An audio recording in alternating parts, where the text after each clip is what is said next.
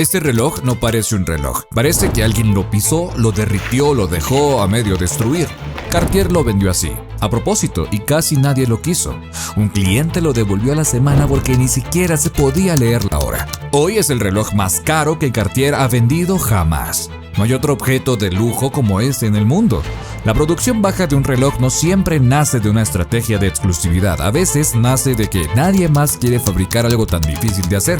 De cada 100 relojes que una marca lanza, casi todos se producen en masa porque el diseño es simple de repetir.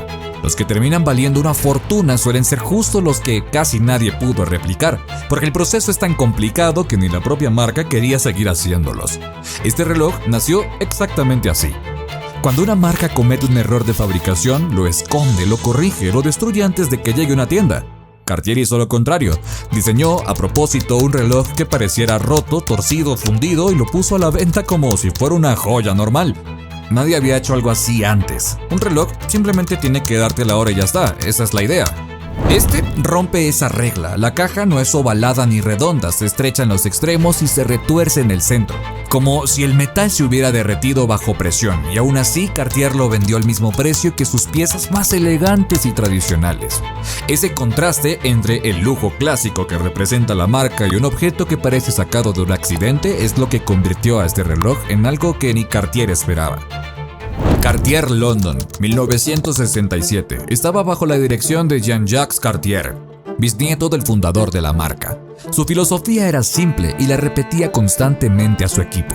Nunca copiar, solo crear. Ese año su taller produjo un reloj que rompía por completo la simetría tradicional de la casa. El diseñador jefe, Rupert Emerson, se puso a trabajar y lo que parecía un capricho de diseño se convirtió en una pesadilla de ingeniería. Una caja distorsionada significa que el interior tampoco puede ser simétrico, y eso complica todo lo que va montado ahí adentro.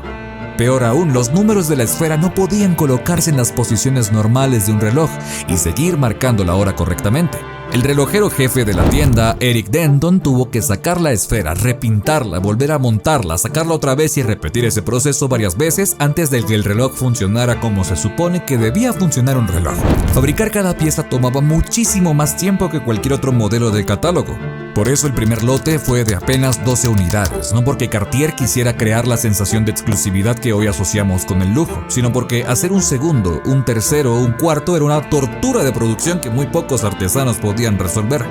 Ese reloj recibió un nombre que describía exactamente lo que parecía ser: Crash. Lo que nadie en ese taller imaginaba era que décadas después, ni siquiera la propia familia Cartier se pondría de acuerdo en por qué había nacido.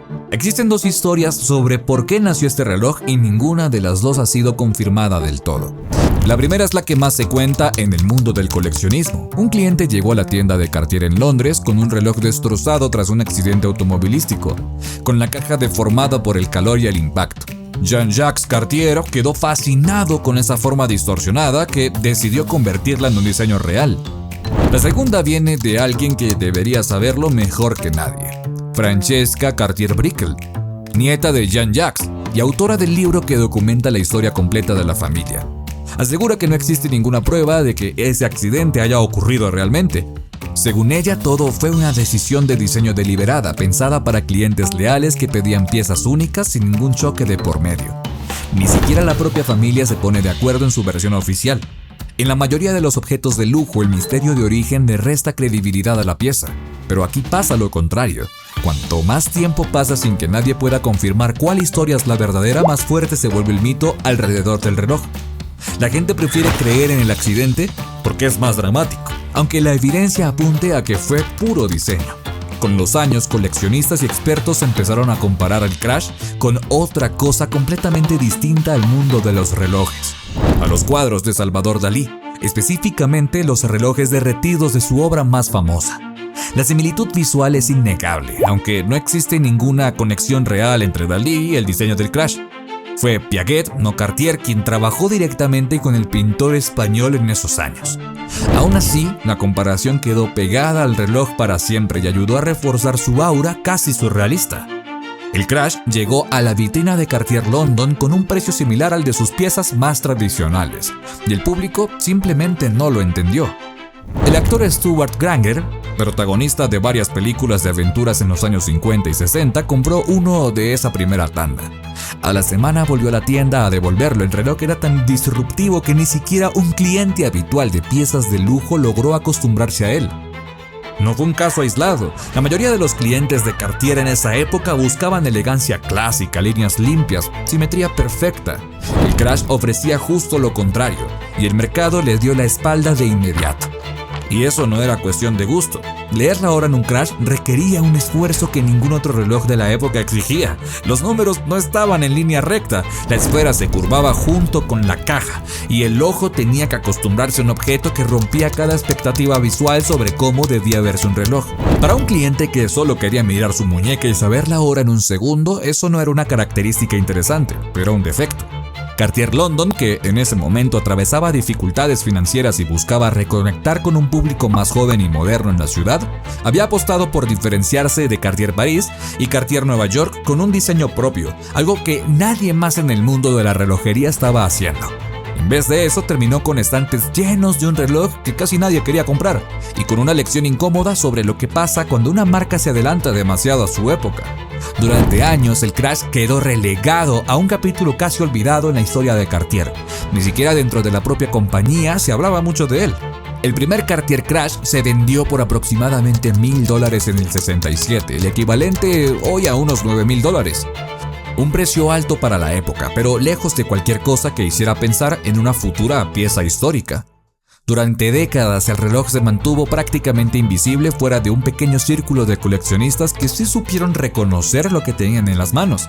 Cartier siguió produciendo el Crash de forma esporádica, casi siempre en tandas pequeñas, sin publicidad masiva, sin campañas, sin la exposición que sí recibían sus modelos más clásicos como el Tank o el Santos.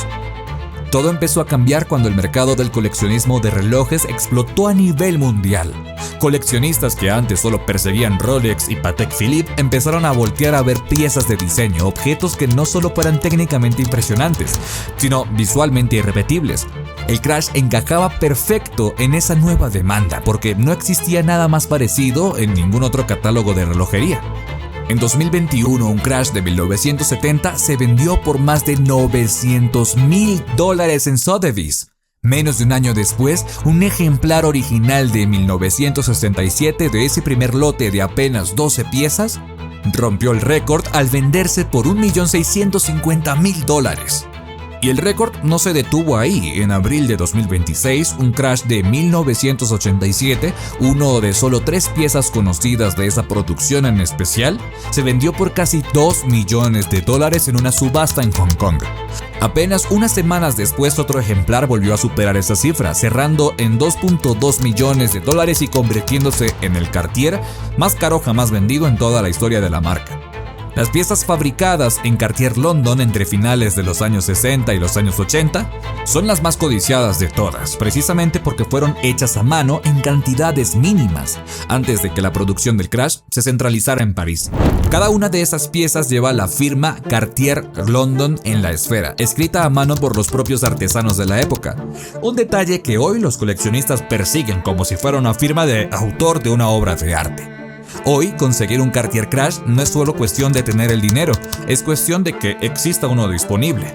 Las versiones modernas, fabricadas desde 2013 en oro blanco, platino y ediciones especiales, ya empiezan hasta en cifras de 6 dígitos y hay que esperar meses para conseguir una en boutique. Pero los ejemplares originales de Cartier London, los que nacieron de esa apuesta arriesgada en el 67, prácticamente no salen al mercado. Cuando uno aparece en subasta se convierte en un evento dentro del mundo del coleccionismo porque nadie sabe cuándo volverá a aparecer otro. El reloj que un actor devolvió a la semana porque no lo entendía. Hoy es exactamente lo que cualquier coleccionista de alto nivel sueña con tener en su colección. Nadie compra un Crash porque necesita otro reloj. Lo compran porque quieren poseer el objeto que provoque romper todas las reglas en el momento correcto. Termina valiendo más que seguirlas todas. En este canal seguimos rastreando ese tipo de historias. Relojes rechazados, relojes prohibidos, relojes que nacieron de un error y terminaron reescribiendo la historia de su propia marca. Si te gustó esta, quédate, porque el próximo reloj que te voy a mostrar tiene una historia todavía más difícil de creer. Yo soy Ricardo para Lujo en Minutos y agradezco de que hayas llegado hasta el final de este video. Recuerda, lo que está apareciendo en pantalla es escogido única y exclusivamente para ti. Y si quieres que hable de algún reloj en específico, también déjamelo en los comentarios, es muy importante para mí y bueno, subiremos lo que te gusta también a ti. Hasta la próxima.